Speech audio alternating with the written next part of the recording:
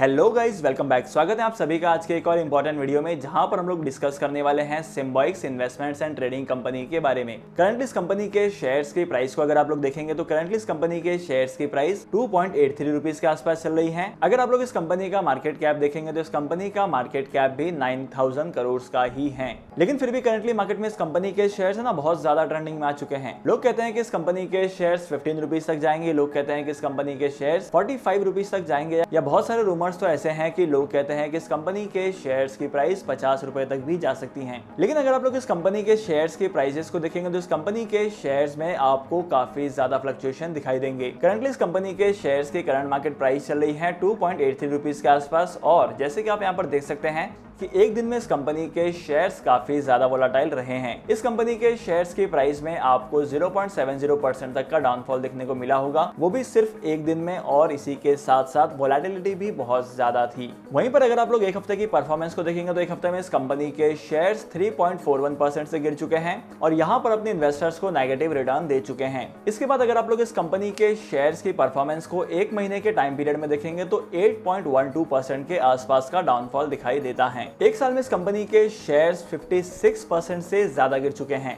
इसका मतलब यह है कि अगर आप लोग एक साल या उससे ज्यादा के टाइम पीरियड में इन्वेस्टमेंट करते हैं तो यहाँ पर आपको सबसे ज्यादा वोलेटिलिटी देखने को मिलेगी, और इसी के साथ साथ कंपनी के फंडामेंटल क्या कहते हैं इसके बारे में हम लोग आगे चलकर डिस्कशन करेंगे। अगर आप लोग लॉन्ग टर्म में 5 साल के टाइम पीरियड को देखेंगे तो करंटली इस कंपनी ने पिछले 5 साल में 308% के रिटर्न दिए हैं। कंपनी ने पिछले 5 सालों में अपने ऑल टाइम हाई फिगर मतलब कि 15.57 के लेवल को टच किया था, और उसके बाद से कंपनी के शेयर्स की प्राइस में लगातार गिरावट होने लगी है। तो चलिए जानते हैं कि आखिर कंपनी के फंडामेंटल्स कैसे हैं और यहाँ पर कंपनी के शेयर्स की प्राइस क्यों गिरती जा रही है। सबसे पहले फाइनेंशियल्स में हम लोग देखेंगे कंपनी के इनकम एंड एक्सपेंडिचर अकाउंट को। जैसे कि आप यहाँ पर देख सकते हैं कि इनकम एंड एक्सपेंडिचर अकाउंट काफी ज्यादा वोलेटाइल है, और करंटली अगर आप लोग यहाँ पर इन्वेस्टमेंट करते हैं तो आपको बहुत ही ज्यादा फ्लक्चुएशंस देखने को मिलेंगे। क्योंकि अगर आप लोग रेवेन्यू के फिगर्स को देखेंगे तो रेवेन्यू के फिगर्स कभी कम होते हैं तो कभी बहुत ज्यादा बढ़ जाते हैं। अगर आप इस कंपनी के नेट इनकम के स्टेटस को देखेंगे तो कंपनी का नेट इनकम का स्टेटस बहुत खराब है। अगर आप टीटीएम की पोजीशन को देखेंगे तो टीटीएम की पोजीशन जो है वो नेट इनकम के लिए नेगेटिव में है, -0.68 की। अगर आप लोग ईपीएस को देखेंगे तो ईपीएस का अमाउंट भी कुछ खास नहीं है, और अगर आप लोग डिविडेंड पर शेयर के अमाउंट को भी देखेंगे तो यहाँ पर डिविडेंड पर शेयर का अमाउंट भी कुछ खास नहीं है। लेकिन अगर आप इस कंपनी के रेवेन्यू की ग्रोथ को देखेंगे तो इस कंपनी के रेवेन्यू की ग्रोथ इंडस्ट्री के कंपैरिजन में काफी ज्यादा है। जहां पर इंडस्ट्री का एवरेज 5.42% का निकल कर आता है, वहीं पर इस कंपनी का एवरेज निकल कर आता है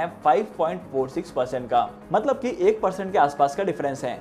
इसे हम लोग ज्यादा भी नहीं कह सकते और कम भी नहीं कह सकते। अगर आप कंपनी के बैलेंस शीट को देखेंगे तो कंपनी के बैलेंस शीट में आप लोगों को कुछ अट्रैक्टिव फिगर्स दिखाई देंगे। करंटली अगर आप लोग असेट्स की वैल्यूएशन को चेक करेंगे तो यहाँ पर कंपनी के असेट्स की वैल्यूएशन में कुछ खास ग्रोथ आई नहीं है। कंपनी के करंट असेट्स की वैल्यूएशन उतनी ही है, और उतनी ही है कंपनी के नॉन करंट असेट्स की वैल्यूएशन। अगर आप लोग इस कंपनी के लायबिलिटी के स्टेटस को देखेंगे तो कंपनी का जो लायबिलिटी का स्टेटस है वो पिछले साल के कंपैरिजन में काफी कम हो चुका है। और इसके अलावा अगर आप लोग कंपनी के डेट टू इक्विटी रेशियो को देखेंगे तो इंडस्ट्री के कंपैरिजन में इस कंपनी का डेट टू इक्विटी रेशियो बहुत ही कम है।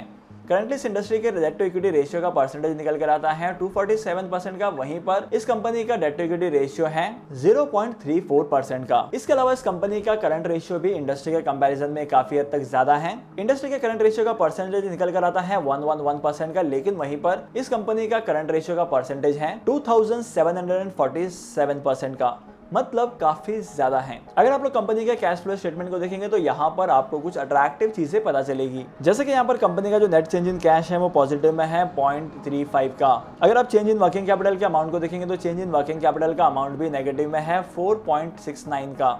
अगर आप लोग कैपिटल एक्सपेंडिचर के कॉलम में देखेंगे तो यहाँ पर आपको कैपिटल एक्सपेंडिचर के कॉलम में काफी ज्यादा, और अगर आप लोग कैपिटल एक्सपेंडिचर के कॉलम में देखेंगे तो यहाँ पर आपको बैलेंस जो है वो 0 दिखाई देगा। कंपनी का फ्री कैश फ्लो भी नेगेटिव में है -4.47 का। करंटली अगर आप लोग कंपनी के फाइनेंशियल्स को देखेंगे तो कंपनी के फाइनेंशियल्स की परफॉर्मेंस काफी ज्यादा वीक लग रही है। जैसे कि मैंने आपको स्टार्टिंग में बताया कि कंपनी का मार्केट कैप 9000 करोड़ का ही है, तो यहाँ पर कंपनी का जो बिजनेस है वो काफी ज्यादा छोटा है, और कंपनी के करंट शेयर्स की प्राइस भी 2 रुपए की है, तो यहाँ पर इन्वेस्टमेंट करने का कोई मतलब नहीं निकलता है। अगर आप लोग इन्वेस्टमेंट करना ही चाहते हैं तो आई वुड पर्सनली रिकमेंड कि आपको स्टॉक मार्केट में ऐसी बहुत सारी कंपनीज मिलेगी जहां पर आपको अट्रैक्टिव रिटर्न्स कमाने को मिलेंगे। लेकिन इस कंपनी के शेयर्स में इन्वेस्टमेंट क्यों नहीं करना है, इसके बारे में जानने से पहले हम लोग इस कंपनी के शेयर होल्डिंग पैटर्न को देख लेते हैं। जैसे कि आप यहाँ पर देख सकते हैं कि कंपनी के शेयर होल्डिंग पैटर्न में कंपनी के प्रमोटर्स ने 3.33% के स्टेक को ओन किया है। म्यूचुअल फंड का इन्वेस्टमेंट 0 है, डीआईएस का इन्वेस्टमेंट 0 है, फॉरेन नॉन इंस्टीट्यूशनल इन्वेस्टर्स का इन्वेस्टमेंट 0 है। लेकिन अगर आप लोग रिटेल एंड अदर कैटेगरी के इन्वेस्टर्स को देखेंगे तो यहाँ पर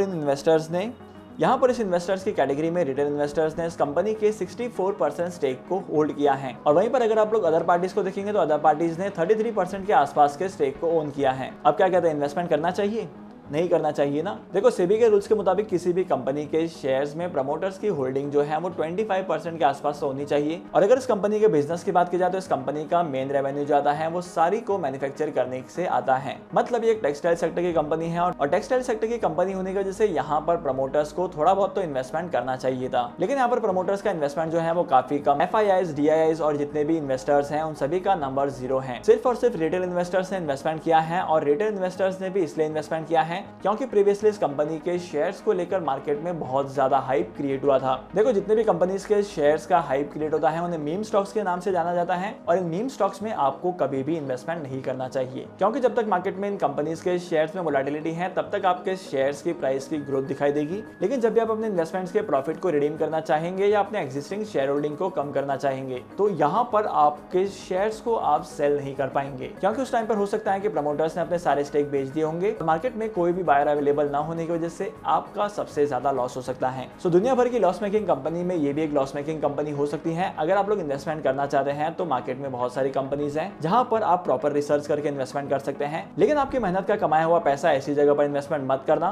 किसी ऐसी कंपनी के शेयर में बिल्कुल भी इन्वेस्टमेंट मत करना जिसके शेयर्स की प्राइस कम है, मार्केट कैपिटलाइजेशन कम है और फंडामेंटल्स वीक हैं। अगर आपको जानना है कि स्टॉक मार्केट में कौन सी कंपनी के शेयर्स हैं जहां पर आप इन्वेस्टमेंट कर सकते हैं, कौन सी कंपनी के शेयर्स में आपको इन्वेस्टमेंट नहीं करना है, कौन से प्रिंसिपल आपको फॉलो करने हैं, तो YouTube पर जाकर चेकआउट कर लेना। वहां पर बहुत सारी वीडियोस मैंने बनाई हैं अलग अलग सेक्टर्स के ऊपर। आई होप कि आज के इस वीडियो का कंटेंट आपको वैल्यूएबल लगा होगा। अगर आपको आज के इस वीडियो का कंटेंट वैल्यूएबल लगा है तो इस वीडियो को लाइक करना, शेयर करना। इसी के साथ साथ मैं आपको मिलूंगा अगली वीडियो में नए टॉपिक के साथ, एक इंटरेस्टिंग टॉपिक के साथ। तब तक के लिए signing off, happy investing. And अगली वीडियो कौन से टॉपिक पर चाहिए ये भी आप कमेंट सेक्शन में बता सकते हैं। तो फिर मिलते हैं अगली वीडियो में नए टॉपिक के साथ, एक इंटरेस्टिंग टॉपिक के साथ। तब तक के लिए signing off, happy investing and good bye.